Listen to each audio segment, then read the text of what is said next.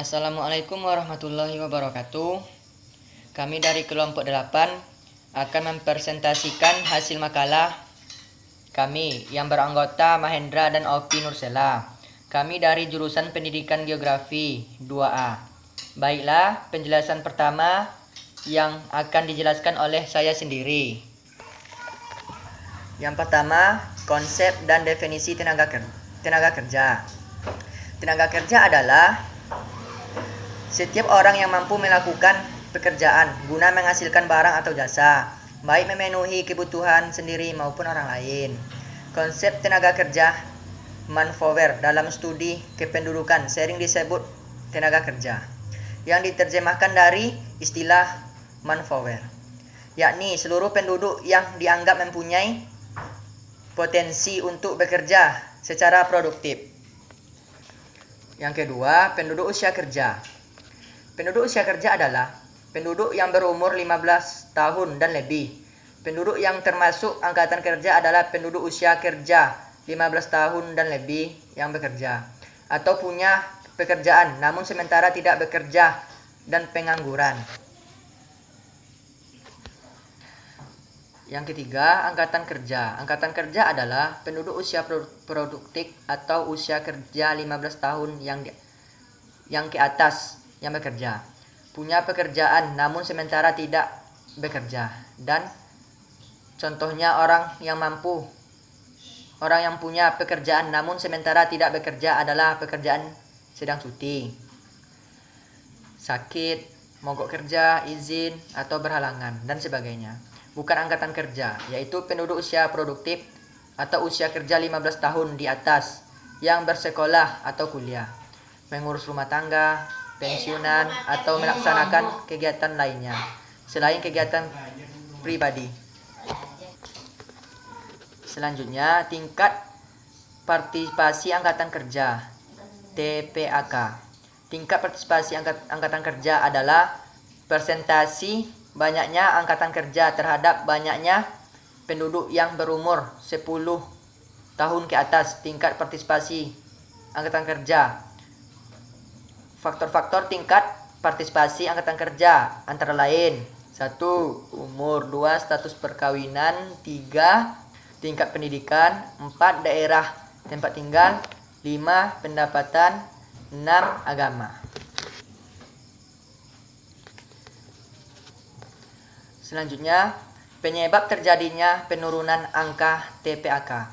Semakin banyak anggota keluarga yang tertarik masuk pasar kerja, namun semakin banyak jumlah anggota kerja yang mengakibatkan semakin tinggi juga TPAK-nya. Semakin banyak penduduk yang bersekolah, maka jumlah angkatan kerja semakin kecil sehingga TPAK-nya rendah. Selanjutnya, tingkat pengangguran adalah persentase anggota kerja yang saat ini menganggur.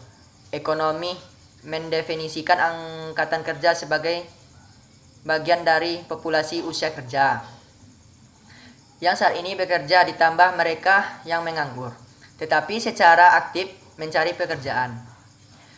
Tingkat pengangguran dapat dihitung dengan cara membandingkan jumlah pengangguran dengan jumlah angkatan kerja yang ditanyakan dalam presentasi. Baiklah, pembacaan selanjutnya yang akan dilanjutkan oleh rekan saya yang bernama Opi Nursela. Baiklah, saya Opi Nursela akan melanjutkan penjelasan dari rekan saya, yaitu Mahendra. Faktor-faktor penyebab dari setiap jenis pengangguran.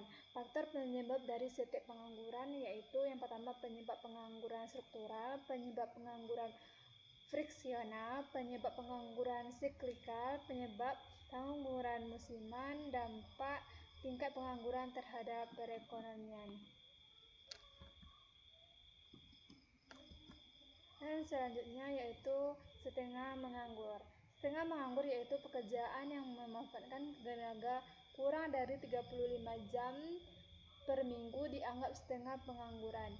Jika diterapkan di kantor-kantor, berarti setengah menganggur ada di mana-mana. Hal ini mengganggu jalannya pembangunan. Selanjutnya, kesempatan kerja. Kesempatan kerja adalah kegiatan yang menggambarkan ketersediaan lapangan kerja untuk para pecinta kerja.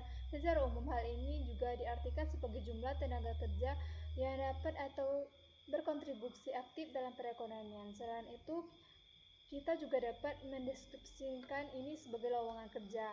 Lowongan kerja yaitu pencarian sumber tenaga kerja, kesempatan kerja untuk yang sangat erat, kaitannya dengan kemampuan pemerintah untuk menciptakan investasi yang aman dan nyaman serta kualitas dari sumber daya manusia dalam membuat lapangan kerja. Nah, selanjutnya yaitu menurut sektor lapangan usaha. Menurut J.S. Manning 1983, analisis data mengenai kegiatan ekonomi penduduk menitik beratnya pada alokasi angkatan kerja yang bekerja untuk menurut sektor. Tren perpindahan, terutama dari sektor pertanian di sektor lainnya, dan menyebabkan perpindahan tersebut serta implikasinya. Menurut jenis atau jabatan pekerjaan.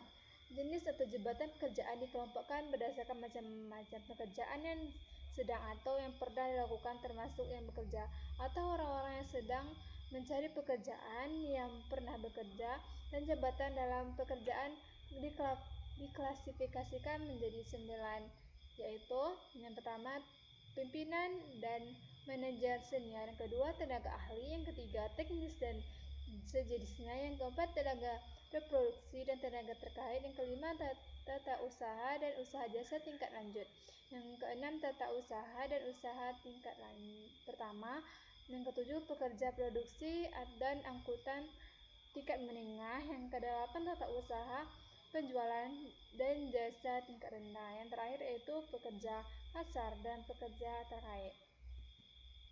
Menurut jenis atau jabatan pekerjaan, status pekerjaan dikelompokkan menjadi atas melakukan usaha yang sedang dilakukan.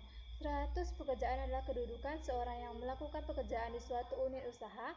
Status pekerjaan dibedakan menjadi 5. Yang pertama, berusaha sederhana tanpa bantuan orang lain. Yang kedua, berusaha dengan dibantu oleh anggota orang tua. Yang ketiga, berusaha dengan buruh tetap. Pengusaha yang mempekerjakan buruh tetap dibayar tanpa memperhatikan ada pekerjaan atau tidak. Yang keempat yaitu buruh karyawan. Yang kelima, pekerja. Ini adalah presentase dari kelompok 8. Kami mohon maaf apabila ada kesalahan.